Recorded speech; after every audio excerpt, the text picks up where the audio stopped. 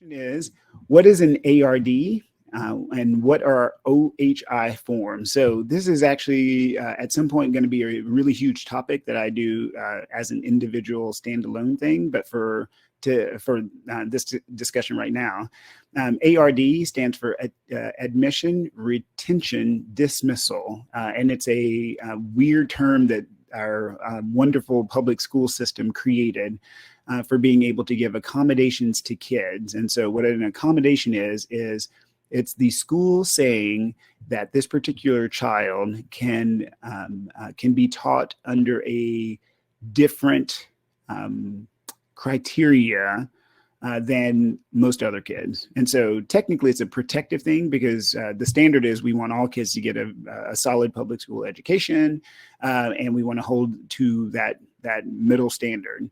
If you're going to deviate from that, for example, I want to let the kiddo have less homework. I want to have someone sit in with the kiddo and be able to read their test to them. You have to get permission to do that. And again, it makes sense because you want to make sure that everything is fair and documented.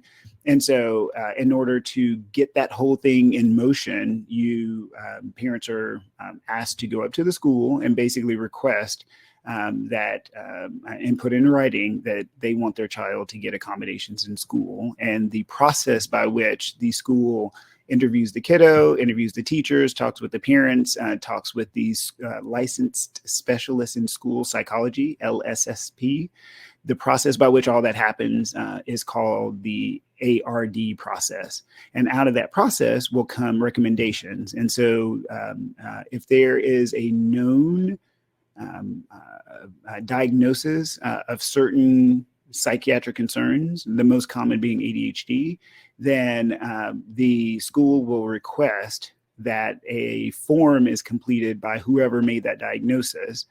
And that form is called an OHI form, so Other Health Impairment form. And so the licensed clinician will fill that out, send that back to the team of people who are running the ARD process for that particular kid so that they have all their ducks in a row. And so it just protects parents and kids and the school. And it is a process, y'all. Like, it feels like it takes forever. Some school districts are faster than others. And most times it's based on whatever resources they have. So for rural school districts, they oftentimes will share a school psychologist because trying to hire and retain a school psychiatrist is actually, a school psychologist is really hard and very expensive sometimes. And so they'll share a psychologist, and that just means that the psychologist has to go from this small town and drive to that small town. And so that can take a while.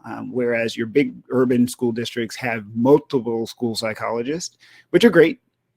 But yeah, that can make your particular time to getting those ARD processes complete vary depending on the situation. So yeah, so that's what an ARD is.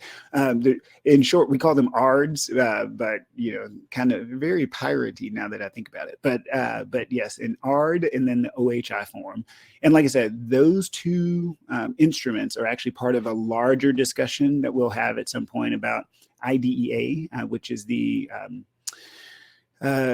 Individuals Disabilities Education Act, IDEA, and then there's the Civil Rights Act, Section 504 of the Civil Rights Act. And we'll walk through all of that stuff, like I said, in another topic. But for right now, ARDs and OHIs are very, very common. And if you have any questions about those, most times your schools can walk you through that.